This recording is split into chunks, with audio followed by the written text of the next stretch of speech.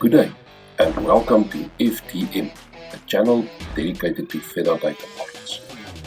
Well, it's Friday and time for the weekly update on are we winning in this global battle against the pandemic.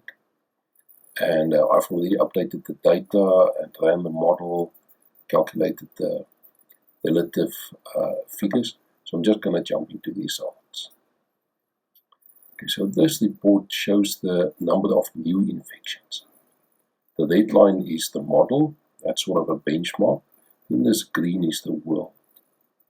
You see the world catching up to the model, but at least since I've been doing these updates, which is this sort of grayed out area, the world has managed to at least make progress in the battle.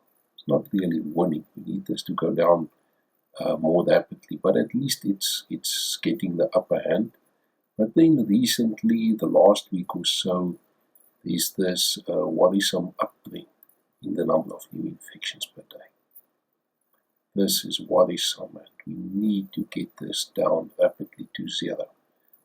We're not even getting it down rapidly at the moment. We are escalating it.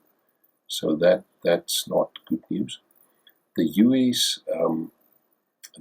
is doing well at the moment. For the first time since they've been calibrated, they are actually below the benchmark, and it seems they are starting to win this battle. They're starting to get the upper hand, and the new infections are coming down. I think New York plays a big role here, but total for the US looks good. South Africa, there's the lockdown, and since the lockdown, we've initially it was good, but recently we've had this really worrisome uptick. At least that seems to have stabilized in the last couple of days. Let's hope this can stabilize and come down to zero. Okay, let's look at the relative figures.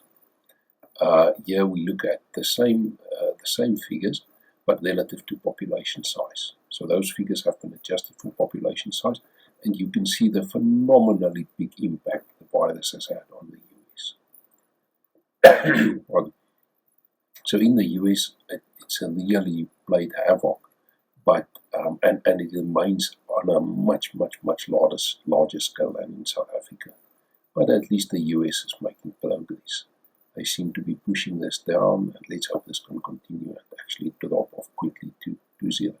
South Africa, on the other hand, not a big impact. We've not really felt the virus as much, but we see this uptrend developing, which is worrisome and which could cause trouble in future.